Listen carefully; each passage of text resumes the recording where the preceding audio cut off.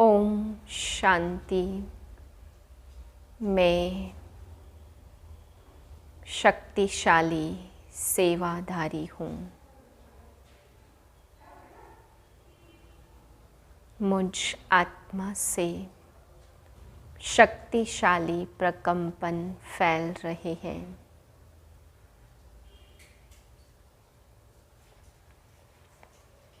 चौबीस 12/2023 के महावाक्य हैं। अव्यक्त बाप दादा रिवाइज है 3/4/97 सन के। पुराने संस्कारों को खत्म कर अपने निजी संस्कार धारण करने वाले एवर रेडी बनो। आज बाप दादा अपने चारों ओर से विश्व के बाप के लव में लवलीन और लक्की बच्चों को देख रहे हैं। हर एक बच्चे के भाग्य पर बाप को भी नाज है कि मेरे बच्चे वर्तमान समय इतने महान हैं, जो सारे कल्प में चाहे देवता स्वरूप में, चाहे धर्म नेताओं के रूप में, चाहे महात्माओं के रूप में, चाहे पदमपति आत्माओं के रूप में, किसी का भी इतना भाग्य नहीं है जितना आप ब्राह्मणों का भाग्य है। तो अपने ऐसे श्रेष्ठ भाग्य को सदा स्मृति में रखते हो। सदा यह अनहद गीत मन में गाते रहते हो कि वाह भाग्य विधाता बाप और वाह मुझ श्रेष्ठ आत्मा का भाग्य। यह भाग्य का गीत सदा ऑटोमेटिक बजता रहता। बाप बच्चों को देख देख सदा हर्षित होते हैं। बच्चे भी हर्षित होते, लेकिन कभी कभी बीच में अपने भाग्य को इमर्ज करने के बजाय मर्ज कर देते हैं। जब बाप देखते हैं कि बच्चों के अंदर अपने सौभाग्य का नशा निश्चय मर्ज हो जाता है, तो क्या कहेंगे? ड्रामा। जब बाप देखते कि बच्चों के अंदर सौभाग्य का नशा मर्ज हो रहा है, तो कहते ड्रामा। लेकिन बाप दादा सभी बच्चों को सदा ही भाग्य के स्मृति स्वरूप देखने चाहते हैं। आप सभी क्या चाहते हो? यही है ना, लेकिन बीच में आ जाता है। किसी से भी पूछो तो सब बच्चे यही लक्ष्य रख करके चल रहे हैं कि मुझे बाप समान बनना ही है। लक्ष्य बहुत अच्छा है, जब लक्ष्य श्रेष्ठ है, बहुत अच्छा है। फिर कभी इमर्ज रूप और कभी मर्ज रूप क्यों? कारण क्या? बाप दादा से इतने अच्छे अच्छे वायदे भी करते हैं, रूह रिहान भी करते हैं, फिर भी लक्ष्य और लक्षण में अंतर क्यों? तो बाप दादा ने रिजल्ट में देखा कि कारण क्या है। वैसे तो आप सब जानते हैं, नई बात नहीं है, फिर भी बाप दादा रिवाइज कराते हैं। बाप दादा ने देखा 3 बातें हैं। एक है सोचना, संकल्प करना, दूसरा है बोलना, वर्णन करना, और तीसरा है कर्म में, प्रैक्टिकल अनुभव में और चलन में लाना, कर्म में लाना। तो तीनों का समान बैलेंस कम है। जब बैलेंस होता है तो निश्चय और नशा इमर्ज होता है, और जब बैलेंस कम है तो निश्चय और नशा मर्ज हो जाता है। रिजल्ट में देखा गया कि सोचने की गति बहुत अच्छी भी है और फास्ट भी है। बोलने में रफ्तार और नशा वह भी 75% ठीक है। बोलने में मेजॉरिटी होशियार भी है, लेकिन प्रैक्टिकल चलन लाने में टोटल मार्क्स कम है। तो दोनों बातें ठीक हैं, लेकिन तीसरी बात में बहुत कम है। कारण जब संकल्प भी अच्छा है, बोल भी सुंदर रूप में है, फिर प्रैक्टिकल में कम क्यों होता है? कारण क्या जानते हो? हाँ या ना बोलो, जानते बहुत अच्छा है।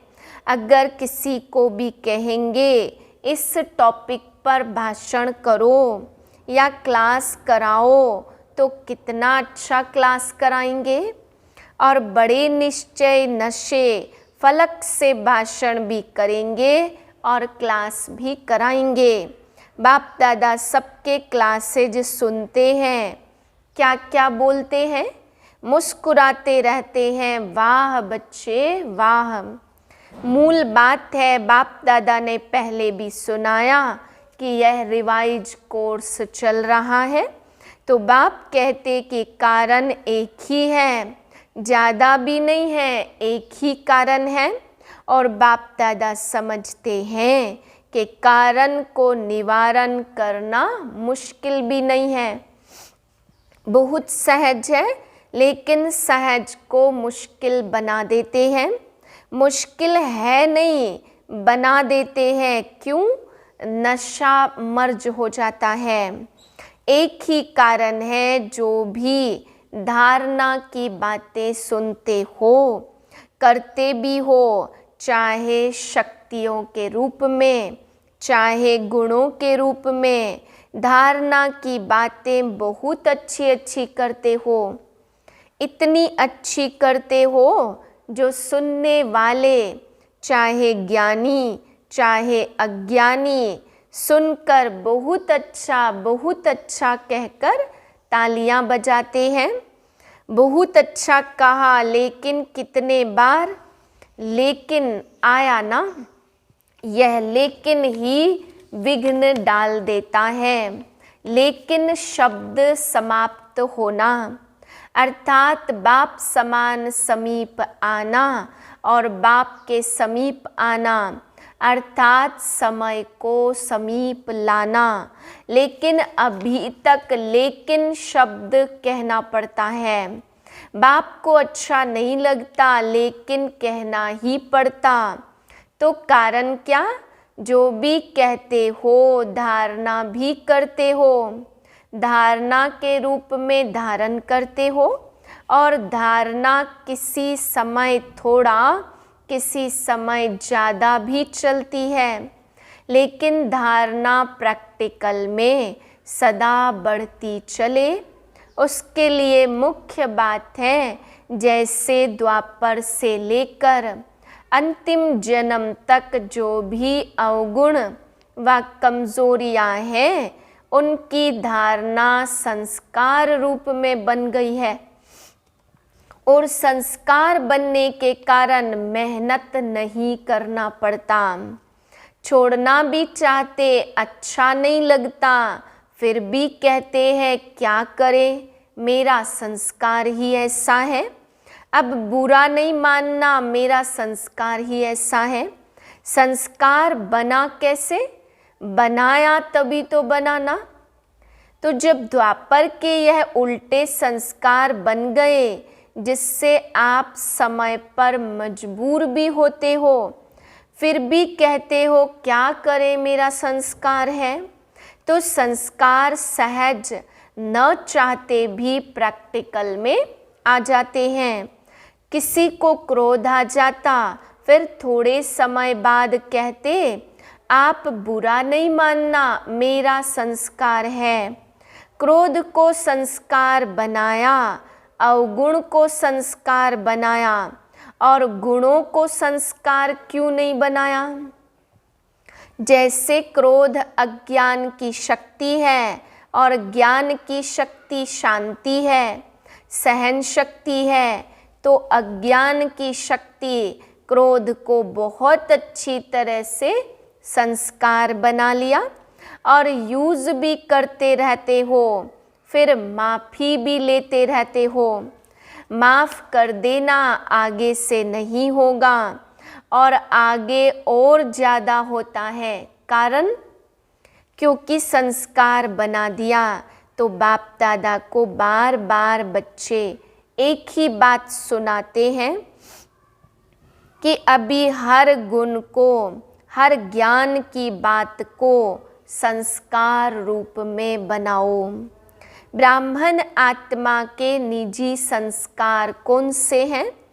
क्रोध या सहन शक्ति? कौन सा है? सहन शक्ति, शांति की शक्ति यह है ना। तो अवगुणों को सहज ही संस्कार बना दिया, कूट कूट कर अंदर डाल दिया, जो न चाहते भी निकलता रहता है। ऐसे हर गुण को अंदर कूट कूट कर संस्कार बनाओ। मेरा निजी संस्कार कौन सा है, यह सदा याद रखो। वह तो रावण की जायदाद संस्कार बना दिया, पराए माल को अपना बना लिया, अब बाप के खजाने को अपना बनाओ। रावण की चीज को संभाल रखा है और बाप की चीज को गुम कर देते हो। क्यों? रावण से प्यार है। रावण अच्छा लगता है या बाप अच्छा लगता है? कहेंगे तो सभी बाप अच्छा लगता है, यही मन से कह रहे हैं ना। लेकिन जो अच्छा लगता उसकी बात निश्चय की शाही से दिल में समा जाती है। जब कोई रावण के संस्कार के वश होते और फिर भी कहते रहते, बाबा आपसे मेरा प्यार बहुत है, बहुत प्यार है। बाप पूछते हैं कितना प्यार है, तो कहते आकाश से भी ज़्यादा। बाप सुन कर के खुश भी होते कि कितने भोले बच्चे हैं। फिर भी बाप कहते, बाप का सभी बच्चों से वायदा है कि दिल से अगर एक बार भी मेरा बाबा बोल दिया, फिर भले बीच बीच में भूल जाते हो, लेकिन एक बार भी दिल से मेरा बाबा कहा तो बाप भी कहते, जो भी हो जैसे भी हो मेरे ही हो, ले तो जाना ही है। सिर्फ बाप चाहते बाराती बनकर नहीं चलना, सजनी बनकर चलना। सुन कर के तो सभी खुश हो रहे हैं, अपने ऊपर हंसी भी आ रही है। अभी सुनने समय अपने ऊपर हंसते हो ना, तो अपने ऊपर हंसी आती है, और जब जोश करते हो तब लाल पीले हो जाते हो। लेकिन बाप ने रिजल्ट में देखा कि बच्चों में एक विशेषता बहुत अच्छी है। कौन सी? पवित्रता में रहना। इसके लिए कितना भी सहन करना पड़ता, कितना भी अपोजिशन करने वाले सामने आए, लेकिन इस बात में 75% अच्छे हैं। कोई कोई गसिया गपोड़ा भी लगाते हैं, लेकिन फिर भी 75% ने इस बात में पास होकर दिखलाया। अब उसके बाद दूसरा सब्जेक्ट कौन सा आता? क्रोध। देह भान तो टोटल है ही, लेकिन देखा गया है कि क्रोध की सब्जेक्ट में बहुत कम पास है। ऐसे समझते कि शायद क्रोध कोई विकार नहीं है, यह शस्त्र है, विकार नहीं है। लेकिन क्रोध ज्ञानी तु आत्मा के लिए महान शत्रु है, क्योंकि क्रोध अनेक आत्माओं के संबंध संपर्क में आने से प्रसिद्ध हो जाता है। और क्रोध को देख करके बाप के नाम की बहुत ग्लानि होती है। कहने वाले यही कहते, देख लिया ज्ञानी तू बच्चों को, क्रोध के बहुत रूप हैं। एक तो महान रूप आप अच्छी तरह से जानते हो, दिखाई देता है यह क्रोध कर रहा है। दूसरा क्रोध का सूक्ष्म स्वरूप, अंदर में ईर्ष्या, द्वेष, घृणा होती है। इस स्वरूप में जोर से बोलना या बाहर से कोई रूप नहीं दिखाई देता, लेकिन जैसे बाहर का क्रोध होता है ना, तो क्रोध अग्नि रूप है ना, तो वह अंदर खुद ही जलता रहता है और दूसरे को भी जलाता है। ऐसे ईर्ष्या द्वेष घृणा यह जिसमें है, वह इस अग्नि में अंदर ही अंदर जलता रहता। बाहर से लाल पीला नहीं होता, लाल पीला फिर भी ठीक है, लेकिन वह तो काला होता है। तीसरा क्रोध की चतुराई का रूप भी है। वह क्या है? कहने में समझाने में ऐसे समझते, वह कहते कि कहाँ कहाँ सीरियस होना भी पड़ता है, कहाँ कहाँ लॉ उठाना भी पड़ता है कल्याण के लिए। अभी कल्याण है या नहीं वह अपने से पूछो। कहाँ कहाँ बाप दादा ने किसी को भी अपने हाथ में लॉ कानून उठाने की छुट्टी नहीं दी है। क्या कोई मुरली में कहा कि भले लॉ उठाओ, क्रोध नहीं करो? लॉ उठाने वाले के अंदर का रूप वही क्रोध का अंश होता है। जो निमित्त आत्माएं हैं वह भी लॉ उठाते नहीं हैं, लेकिन उन्हों को लॉ रिवाइज कराना पड़ता है। लॉ कोई भी उठा नहीं सकता, लेकिन निमित्त है तो बाप द्वारा बनाए हुए लॉ को रिवाइज करना पड़ता। निमित्त बनने वालों को इतनी छुट्टी है, सबको नहीं। आज बाप दादा थोड़ा ऑफिशियल शिक्षा दे रहे हैं, प्यार से उठाना, क्योंकि बाप दादा बच्चों के लिखे हुए किए हुए वायदे देखकर सुनकर मुस्कुराते रहते हैं। अभी बाप दादा ने जो सुनाया, हर गुण को निजी संस्कार बनाओ। अंडरलाइन किया तो अभी से यह कहना कि शांत स्वरूप में रहना, सहनशील बनना, यह तो मेरा संस्कार बन गया है। फिर बाप दादा जब मिलन मनाने आए तो इसे अपना निजी संस्कार बनाकर बाप दादा के आगे इन 5-6 मास में दिखाना।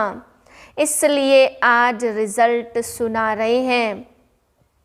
क्रोध की रिपोर्ट बहुत अच्छी आती है। छोटा बड़ा भिन्न भिन्न रूप से क्रोध करते रहते। अभी बाप दादा ज़्यादा नहीं खोलते हैं, लेकिन कहानियाँ बहुत मज़े की हैं। इसलिए आज से क्रोध को क्या करेंगे? विदाई देंगे विदाई। सभी ने ताली बजाई। देखो, ताली बजाना बहुत सहज है, लेकिन क्रोध की ताली नहीं बजे। बाप दादा अभी यह बार बार सुनना नहीं चाहते, फिर भी रहम पड़ता है तो सुन लेते हैं। तो अब से यही कहना कि बाबा वायदा तो किया, लेकिन फिर आ गया। क्या करें, चाहते नहीं हैं, आ जाता है। आप ही माया को समझा दो, क्रोध को समझा दो, तो यह पुरुषार्थ भी बाप करे क्या? और प्रारब्ध बच्चे लेंगे, यह भी मेहनत बाप करे? तो ऐसा वायदा नहीं करना जो फिर 5 मास के बाद रिजल्ट देखे। भले आप बताओ नहीं बताओ, बाप के पास तो सब बातें पहुंचती हैं। ऐसी रिजल्ट ना हो, क्या करें, हो जाता है। सरकमस्टांस बहुत आते, बात बहुत बड़ी हो गई है। बाप को भी समझाने की कोशिश करते हैं, बड़े होशियार बन जाते हैं। कहते हैं बाबा छोटी मोटी बातें हम पार कर लेते हैं, यह बात ही बड़ी थी ना। अभी दोष किस पर रखा? बात पर। और बात क्या करती है? आई और गई। 5000 वर्ष के बाद फिर बात आएगी, तो 5000 वर्ष के बाद बात आनी है। उस पर दोष रख देते हैं, ऐसे नहीं करना, क्या करूं, यह संकल्प में भी नहीं लाना। बाप दादा क्रोध के लिए क्यों विशेष कह रहा है? क्योंकि अगर क्रोध को आपने विदाई दे दी तो इससे लोभ, इच्छा सब आ जाता है।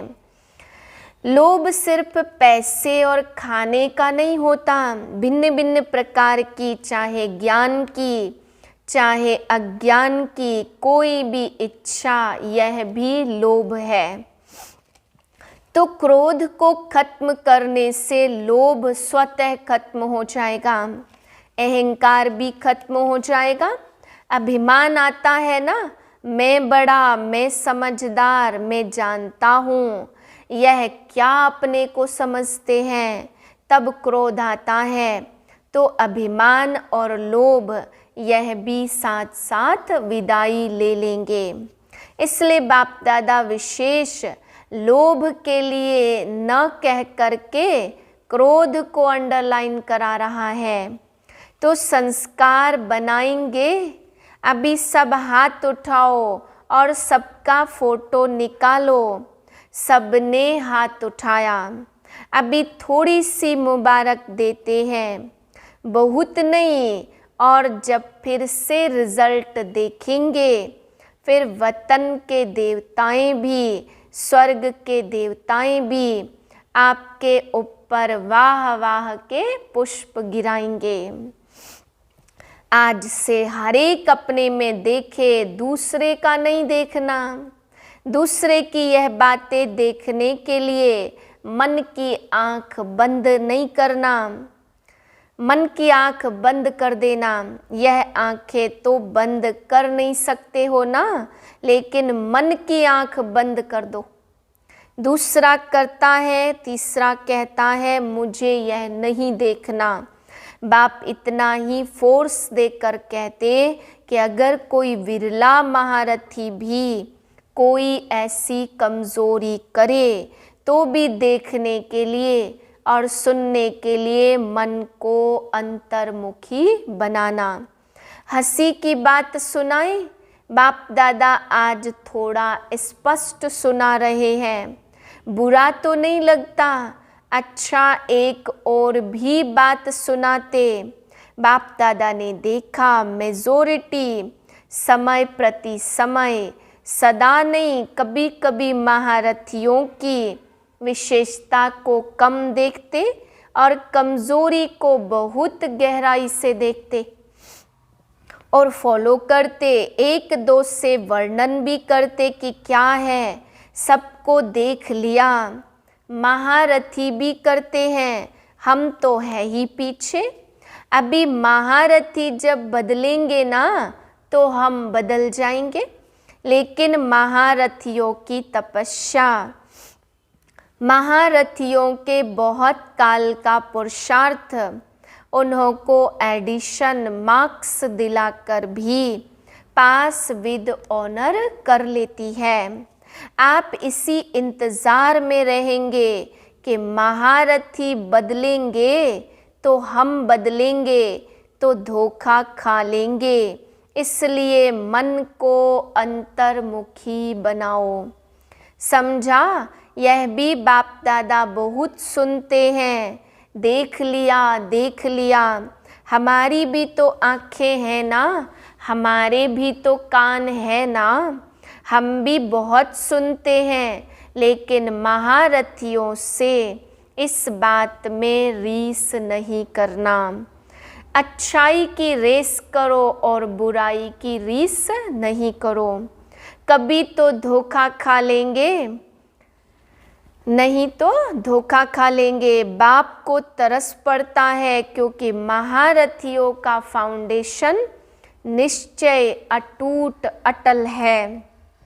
उसकी दुआएं एक्स्ट्रा महारथियों को मिलती। इसलिए कभी मन की आँख को इस बात के लिए नहीं खोलना, बंद रखो। सुनने के बजाय मन को अंतर्मुखी रखो। समझा? चारों ओर के सर्व बाप दादा के लवलीन आत्माएं, सर्व बाप के सेवाधारी आत्माएं, सर्व सहज पुरुषार्थ को अपनाने वाली श्रेष्ठ आत्माएं, सदा बाप समान बनने के लक्ष्य और लक्षण को समान बनाने वाली, बाप आपके समीप आत्माओं को बाप दादा का बहुत बहुत याद, प्यार और नमस्ते। हम रूहानी बच्चों की रूहानी बाप को नमस्ते। वरदान है, सबको अमर ज्ञान दे, अकाले मृत्यु के भय से छुड़ाने वाले, शक्तिशाली सेवाधारी भव। दुनिया में आजकल अकाले मृत्यु का ही डर है। डर से खा भी रहे हैं, चल भी रहे हैं, सो भी रहे हैं। ऐसी आत्माओं को खुशी की बात सुनाकर भय से छुड़ाओ। उन्हें खुशखबरी सुनाओ कि हम आपको 21 जन्मों के लिए अकाले मृत्यु से बचा सकते हैं। हर आत्मा को अमर ज्ञान दे, अमर बनाओ, जिससे वे जन्म जन्म के लिए अकाले मृत्यु से बच जाएं। ऐसे अपने शांति और सुख के वाइब्रेशन से लोगों को सुख चैन की अनुभूति कराने वाले शक्तिशाली सेवाधारी बनो। स्लोगन है, याद और सेवा का बैलेंस रखने से ही सर्व की दुआएं मिलती हैं। ओम शांति।